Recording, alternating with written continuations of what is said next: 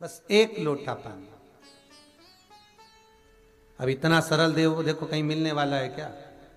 सारे देवताओं के पूजन में तो सारी सामग्री चाहिए, अच्छे अच्छे वस्त्र पहनाओ, आभूषण पहनाओ, रतन पहनाओ, माणिक पहनाओ, मोती पहनाओ, ये पहनाओ वो पहनाओ। शंकर जी को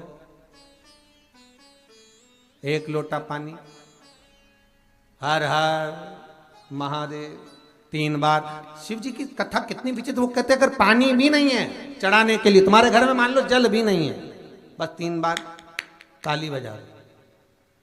और वो भी नहीं कर सकते तो शिव मंदिर के दरवाजे पर जाकर बम बम बोले बोल दो। वो भी नहीं कर सकते तो मात्र शिखर का दर्शन कर लीजिए। शिखर दर्शनम सर्व पाप नाशनम।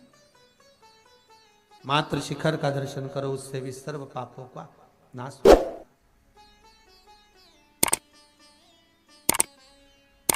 जल चढ़ाने का भी एक तरीका है।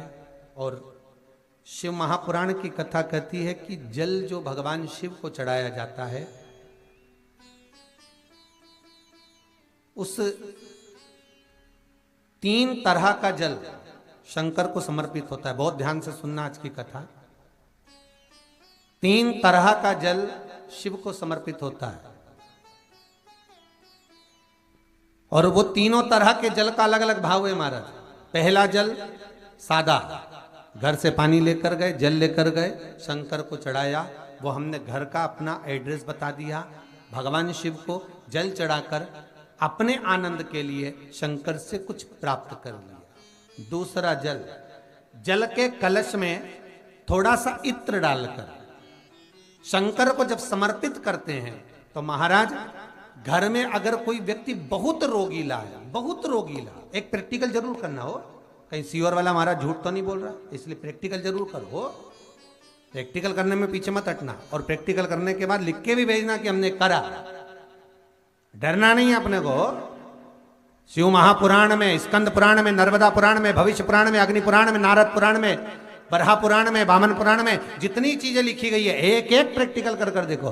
तो शिव महापुराण, स्कंद पुराण का ये भाव याद करिए कि 1 लोटे पानी में इत्र मिलाकर, जल में इत्र मिलाकर, बहुत रोगीला व्यक्ति, बहुत बीमार व्यक्ति है, 1 लोटा पानी उसका हाथ का स्पर्श कराकर शंकर को चढ़ाना प्रारंभ कर दीजिए। महाराज केवल 5 या 7 दिन चढ़ाओ, और वो 7 दिन के बाद में उस बीमार व्यक्ति का क्रम देखिए कि उसमें कितना आराम लगा है।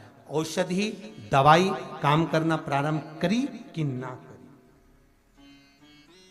केवल इत्र समर्पित, इत्र का जल। तो पहला जल सादा, दूसरा जल है इत्र का, और महाराज तीसरा जल जो शिव महापुराण के अंतर्गत कहा गया है, बेलपत्र का जल।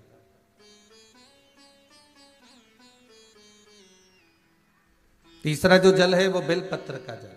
बेलपत्र का जल कैसा? तो महाराज शिव महापुराण की कथा कहती है कि जल के पात्र में एक बेलपत्र अंदर डालकर उस जल के पात्र को ले जाकर शिव को समर्पित करना, अर्थात अपनी मन की कामना भगवान शंकर से कह देना। केवल बेलपत्र के माध्यम, बोलना नहीं है हमको कुछ,